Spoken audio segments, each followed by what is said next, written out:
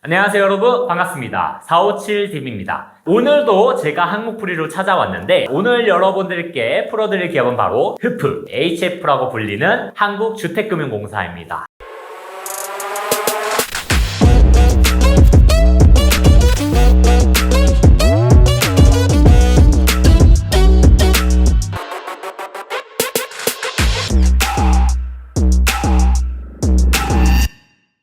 여러분들 저희가 문항풀이 해드릴 때마다 주금공이다 해서 많이 설명을 드렸는데 맞습니다. 한국주택금융공사이고 이번 채용 공고는 체험형 인턴이에요. 그래서 여러분들 금융권 준비하시는 분들도 그렇고 아니면 난 정말 금융공기업 아니면 나 진짜 주택금융공사 가고 싶다 하시는 분들은 주저없이 지원을 하셔야겠죠. 자소서 문항을 1번부터 쭉 보시면 사실 달라진 게 없습니다. 대신에 공사의 사업이나 내용은 조금 달라진 게 있을 수도 있겠죠. 하지만 제가 조사해본 바에 의하면 사업 내용도 크게 달라진 것은 없고요. 작년에 대신에 특례보금자리론에 대해서 많이 이야기를 했는데 올해는 그냥 봉사가 그대로 진행하는 대로 보금자리론으로 해서 여러분들이 공사의 사업이 꾸준하게 유지되고 있구나 라고 생각을 해주시면 될 것 같아요.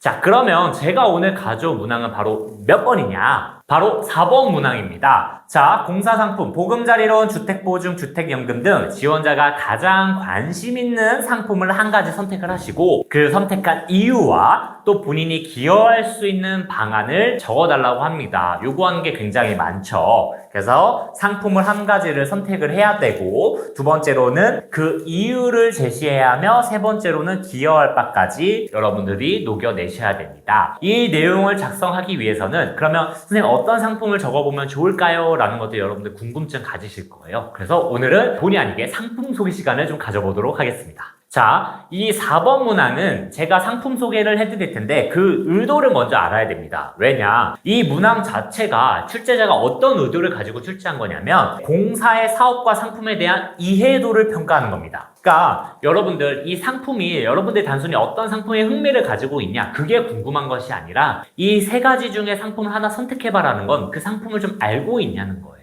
즉, 이 세 가지 상품 중에 여러분들이 마음에 드는 걸 고르기 위해서는 그 상품에 대해서 좀 알고 계셔야 되잖아요. 그 말은 뭐냐? 상품에 대해서 좀 조사를 해보고 좀 알아봐라. 우리 공사하고 있는 사업과 상품에 대해서 이해를 해보고 그 공사에 대한 관심도를 바탕으로 평가하겠다는 거예요. 깜깜이 정말 묻지마 지원인지 아니면 우리 공사의 사업과 상품을 좀 조사해보고 이해해보고 지원한 것인지 그걸 알아보겠다는 것이죠. 왜요? 이게 체험형 인턴이다 보니까 그냥 인턴하고 싶은 수많은 지원자들이 그냥 지원을 해볼 수 있거든요. 근데 주택금융공사 입장에서는 체험형 인턴이긴 하지만 한정된 TO를 가지고 여러분들을 뽑아야 되잖아요. 그러다 보니 우리 기관에 조금 오고 싶어 하는 사람 정말 이 우리 기관에서 인턴이 정말 필요로 한 사람을 그 기회를 제공해주고 싶겠죠. 그래서 옥석을 가리게 해서 이 로열티를 평가한다 생각을 해주시면 될 것 같고 그래서 제가 상품 소개를 해드릴 텐데 저는 총 4가지를 가져왔습니다. 하나씩 살펴보도록 할게요. 첫 번째 상품은 바로 정책 모기지입니다. 바로 여러분들이 아시는 보금자리론이 있는 정책 모기지죠. 그래서 정책 모기지는 사실 보금자리론 말고도 대출도 있고 되게 다양한 상품들이 많은데 아무래도 주택금융공사에서 이 보금자리론 상품이 이제 가장 메인 히트 상품이고 주력 상품이다 보니 이걸 좀 말씀을 드리도록 하겠습니다. 정책 모기지가 무엇이냐 하면 주택 구입 수요자들이 이제 주택을 살려고 하는 사람들이겠죠. 그런 사람들이 이 주택 자금을 필요로 하는데 여러분들 서울에만 해도 집값이 그냥 보통 10억, 20억이 훌쩍 넘어가요. 근데 그런 10억, 20억을 모아서 사는 사람들이 몇 명이나 될까요? 다 아무래도 목돈이 없는 사람들이다 보니까 대출을 받겠죠. 근데 이 주택 자금을 빌리려고 할 때 은행에서 턱턱 빌려주면 좋은데 우리 이 주택금융에 있어서 서민들은 그리고 또 주택금융에서 대출을 받기 어려운 사람들은 그러면 우리는 집을 마련하지 못하나요? 할 수도 있잖아요. 그런 사람들을 위해서 나라에서는 그리고 또 주택금융공사에서는 서민금융을 지원하기 위해서 주택 자금을 좀 쉽게 그리고 많이 싸게 오랫동안 빌려주자라는 목적으로 이 정책금융을 제공하고 있는 거죠. 그래서 이 정책 모기지의 3대 특징을 살펴보면 장기입니다. 여러분들 제가 뒤에서 보여드리겠지만 진짜 50년짜리도 있어요, 여러분들. 그래서 20살에 돈을 빌려도 70살까지 갚아야 되는 금융상품도 있습니다. 그리고 고정금리다. 우리 한동안 2022년도에 금리가 계속 올랐잖아요. 그래서 그때 아마 금리가 오르신 분들 크게 부담을 느끼신 분들이 굉장히 많으셨을 거예요. 근데 그런 것들을 고정금리로 제공을 하다 보면 좀 안정감을 가지고 돈을 빌릴 수가 있겠죠. 그리고 50년만큼 이 목돈을 굉장히 이 큰 돈을 장기로 나눠서 갚을 수 있다는 분할 상환의 특징을 가지고 있습니다.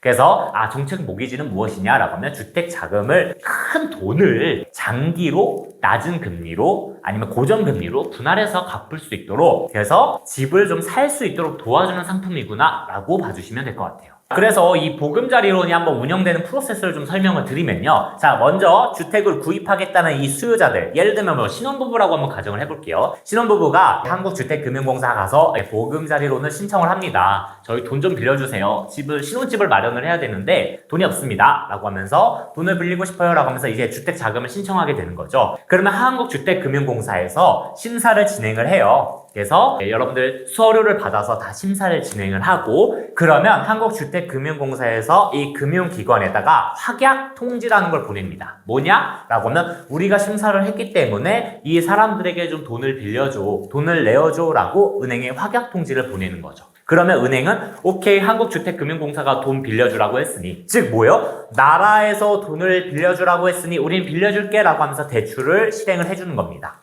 즉 뭐예요? 중간에서 한국주택금융공사가 이 대출을 연결해주는 역할을 하는 거죠. 왜요? 이 주택 구입 수요자들이 이 돈을 금융기관에서 빌릴 수 있으면 좋은데 자격 요건이 안 맞아서 빌리기 어려운 사람들도 있잖아요. 그거를 한국주택금융공사가 대신 보증을 해주고 돈을 빌려줘라 라고 하면 이렇게 대출을 실행을 해주게 되는 구조입니다. 그래서 보금자리로는 보금자리를 마련할 수 있도록 이 주택금융공사가 도와주고 있는 거예요. 그래서 대신 심사를 하고 허약 통지를 보낸다. 대신에 이 금융기관이 돈을 빌려준 이 채권을 한국주택금융공사 나중에 양수라고 해서 다시 가져오게 됩니다. 이 한국주택금융공사가 채권을 관리한다라고 생각해 주시면 될 것 같아요. 그래서 뭐예요? 이 대출의 실행의 주체는 한국주택금융공사가 하지만 돈은 금융기관, 즉 은행의 재원으로 이루어진다라고 생각을 해주시면 될 것 같아요.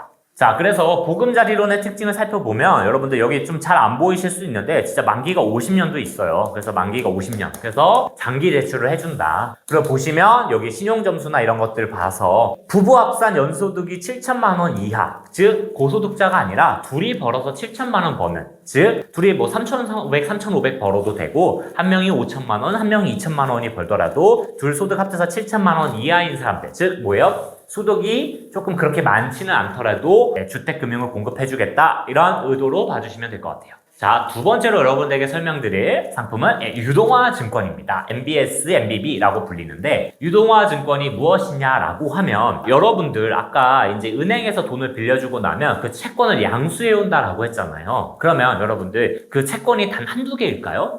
보금자리론 대출을 받은 사람들이 너무나도 많겠죠. 그러면 이 주택금융공사는 그런 채권들이 뭐 몇천 개, 몇만 개가 있을 수도 있어요. 그러면 그것들을 묶습니다. 최대 50년짜리 만약에 채권이 있다고 하면 이 채권은 진짜 50년 동안 나눠서 돈을 받게 되는 구조인 거예요. 그래서 이런 채권들을 모아서 이걸 증권으로 만들고 이 증권을 발행을 해버립니다. 즉 뭐예요? 채권을 모아서 증권을 발행하고 이 증권을 투자자들에게 판매를 합니다. 우리가 앞으로 이렇게 지금 채권이 수만 개가 있거든? 이걸로 앞으로 돈을 받을 텐데 투자자들에게 이거 투자해 라고 하면서 이 증권을 발행해서 판매를 하는 거예요. 그래서 거기서 나오는 이익률이나 이자율 너희에게 나눠줄게. 그러면 주택금융공사는 어떻게 해요? 이 채권을 판매를 해서 재원을 마련을 하는 거죠. 여러분들도 아실 거예요. 그럼 만약에 채권 양수해오면 그거 안 갚으면 한국주택금융공사가 그 빚을 다 떠안아야 되는데 주택금융공사는 어디서 재원이 날까요? 예, 맞습니다. 그런 채권들을 증권으로 발행을 해서 투자자들에게 돈을 조달을 하는 겁니다.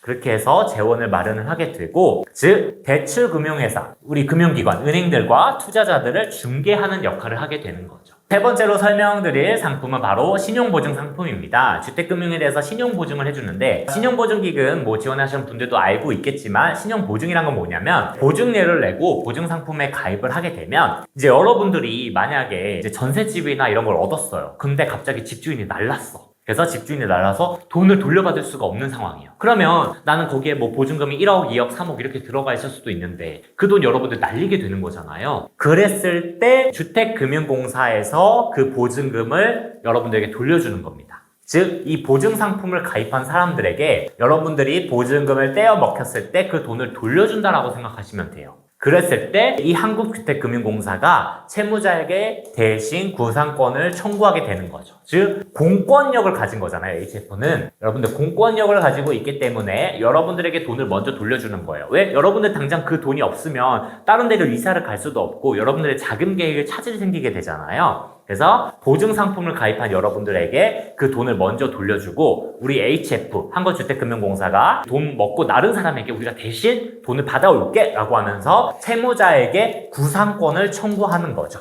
그래서 떼인 돈을 대신 받아온다 라고 생각해 주시면 될 것 같아요. 그래서 이 상품의 종류를 구체적으로 보면 두 가지가 있어요. 사업자 보증이 있습니다. 사업자 보증에서 여러분들이 눈여겨보셔야 될 게, 자, 여러분들 한동안 PF 했던 프로젝트 금융 보증도 있습니다. 그래서 건설사들이 건물 올릴 수 있도록 보증해주는 상품도 있고, 개인 보증으로는 아까 말씀드렸던 전세 사기처럼 전월세 대상으로 보증금에 대해서 보증을 가입해주는 상품도 있고요. 집 구매할 때 이제 중도금, 납부해야 될 때 중도금 보증 상품도 있습니다. 그렇게 해서 여러분들이 땡 돈을 한국주택금융공사가 대신 보전을 해주고 그 구상권을 돈 먹고 나른 사람을 대신 받아오는 역할을 한다. 그런 신용보증 상품이다 라고 생각을 해주시면 될 것 같아요. 자, 그리고 마지막으로 설명드릴 상품은 바로 주택연금 역모기지론이라고도 불리는데요. 자, 뭐냐면 여러분들, 자, 이렇게 생각을 해볼게요. 자, 여러분들이 회사를 다니시다가 희망퇴직을 하게 됐어요. 그래서 정말 55세에 이제 회사를 나오게 된 거죠. 근데 국민연금이나 이런 거 수령하려면 막 65세나 나이가 돼야 되거든요.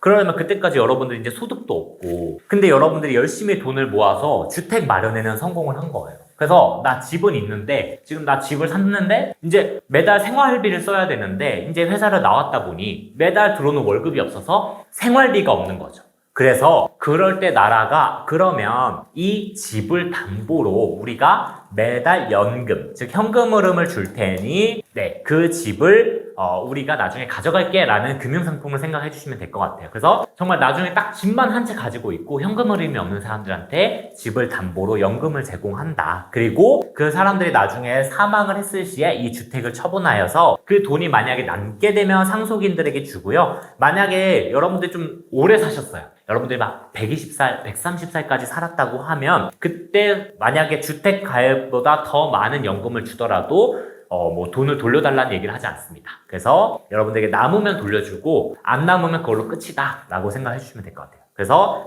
주택을 연금으로 받을 수 있는 상품이구나 이렇게 생각해 주시면 될 것 같아요.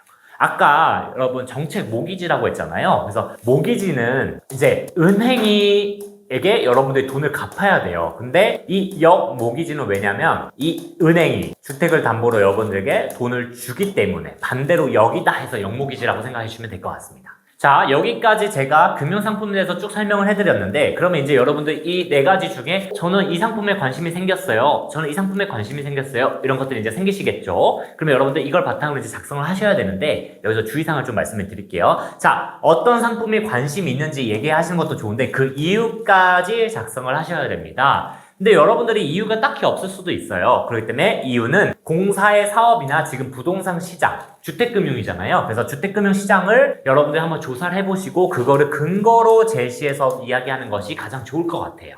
그리고 여러분들 아까 기여할 수 있는 방안을 제시해달라고 했잖아요. 근데 자, 여러분들 생각하셔야 될 게 여러분들은 정규직 채용이 아니에요. 그래서 여기서 여러분들이 거창한 목표를 제시하시는 것보다는 인턴으로서 할 수 있는, 인턴으로서 기여할 수 있는 바를 작성을 하셔야 됩니다. 그래서 여러분들이 주택금융시장에 기여하고 싶은 목표는 거대할 수 있지만 지금 들어가셔서 인턴으로 할 수 있는 것들은 뭐 서류정리 심사나 아니면 이제 아까 심사한다 그랬죠? 주택금융공사에서 심사하기 위한 재산조사, 그 다음에 뭐 각종 우편물을 관리하거나 서류관리 이런 것들 하겠죠? 그 다음에 고객 응대를 하는 경우도 있습니다. 이런 것들을 통해서 여러분들이 기여할 점을 얘기해 주시는 게 훨씬 더 좋을 것 같아요. 그래서 거창한 포부보다는 여러분들 인터널로 할 수 있는 내용들을 얘기해 주는 게 더 좋겠다. 그래서 완성된 예시를 보면 자, 첫 번째 주택연금 사업에 관심이 있다고 딱 두 가지로 벌써 때려 말하고 있죠. 그래서 주택연금에 관심이 있습니다 라고 하면서 여기 볼드체 돼 있는 부분 딱 보시면 알겠지만 지금 2025년 되면 우리나라 초고령 사회로 진입한다. 그래서 지금 공사는 주택연금 사업 확대하고 있고 실질적으로 노후 보장할 수 있는 방안이 된다라고 하면서 이 지금 우리나라의 실정이나 아니면 이 사업의 의의를 토대로 이야기를 해주고 있어요. 그래서 여러분들 이런 것들로 이유를 제시해 주시면 좋겠고, 그래서 본인의 생각, 지금 이 어려운 제도에 대하여 쉽게 안내하여 공감과 관심을 유도해야겠다. 인턴으로 살 수 있죠. 현장에서 그런 고령층 고객님들 보시면 고객님 혹시 주택연금 사업 관심 없으신가요? 라고 하면서 한번 언급해 줄 수 있잖아요. 그것도 여러분들 홍보라고 생각해 주시면 돼요. 현장에서 하는 홍보가 될 수 있겠죠. 그래서 이런 것들을 얘기를 해 주시면 좋을 것 같고요. 그래서 본인이 이러한 것들을 잘할 수 있는 근거를 본인의 경험으로 살짝 언급을 해 주시면서 공사에서 자료와 지식을 완벽히 숙지하여서 이런 상품을 더욱 많이 안내해 드리고 우리나라 경제화라는 더 큰 목표에도 그리고 노인 빈곤율 감소에도 기여하겠다라고 해주고 있습니다. 그래서 뭐예요? 목표는 거창하지만 그 방법은 인턴이 할 수 있는 일로 제시를 했다. 인턴 업무로 제시했다. 요거를 좀 착안해 주시면 좋을 것 같습니다. 그래서 여기까지 예시 보여드렸는데 더 많은 예시와 자세한 내용이 궁금하시다면 저희 사우체드 홈페이지에 방문하셔서 자세한 풀이와 내용들 참고해 보시면 좋을 것 같아요. 저는 다음 항목 풀이로 찾아뵙도록 하겠습니다.